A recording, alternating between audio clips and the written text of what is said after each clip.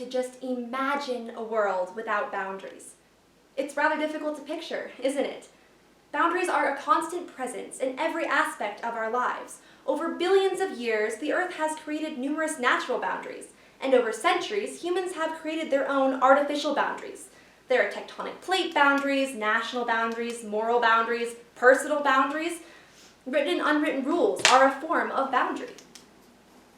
Each of these boundaries serves as the dividing line between two different things. On one side, good. On the other, bad. Right and wrong. One country and another. Seems straightforward, right? The boundary is the tipping point, the dividing line between black and white. Only, what if, in reality, that black and white is more like a vast expanse of gray? We all know there is rarely a simple, clear distinction between good and bad, or right and wrong, and the boundaries that divide one country from another are hardly straightforward. Around the world, numerous international borders are in dispute due to political conflicts, but these aren't even the most complicated. There are also enclaves, countries that are entirely located within other countries. In fact, the border between India and Bangladesh looks more like the cross-section of a sponge than an international border. This border has a third-order enclave, a country within a country within a country within a country. So boundaries are hardly straightforward.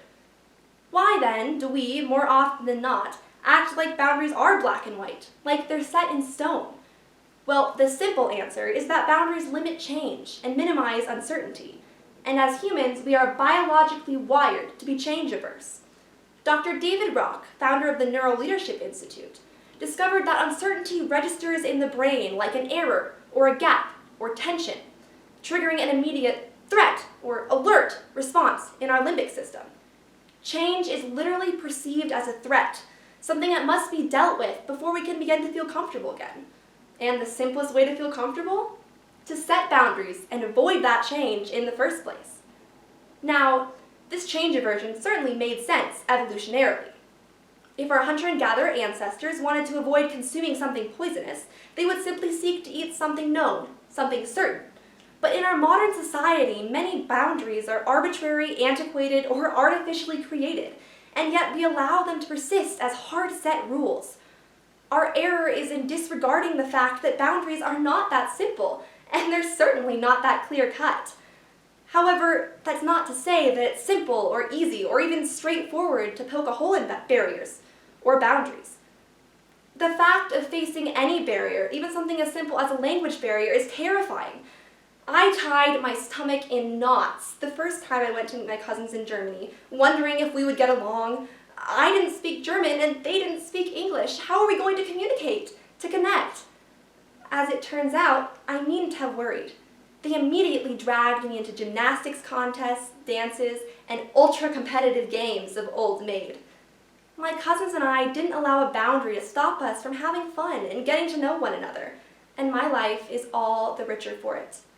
So when governments, businesses, communities, or individuals decide to allow pre-established boundaries to limit people or divide them, they aren't enriching lives. They're endorsing the status quo over progress.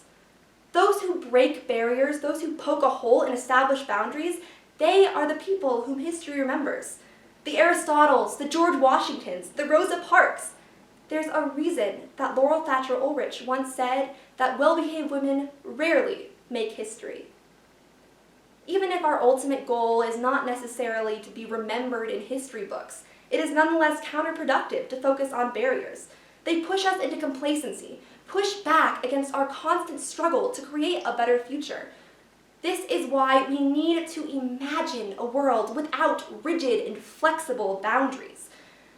A world in which we can see past the limits others set for us, where we can see past the limits we set for ourselves, is a world in which we are all capable of greatness. Of course, doing away with all boundaries is not the solution. Some boundaries are put in place to keep us safe, others to keep us healthy. But we need to stop placing so much emphasis on boundaries, the things that divide us and limit us. Instead, we should focus on connections, the things that unite us and drive us to push past our limits. Just imagine what we could achieve in a world where we define our boundaries, instead of letting our boundaries define us. Just imagine a better world, not one without boundaries, but one with connections. A world where the only limits to what we can achieve is that which we imagine to be possible. Thank you.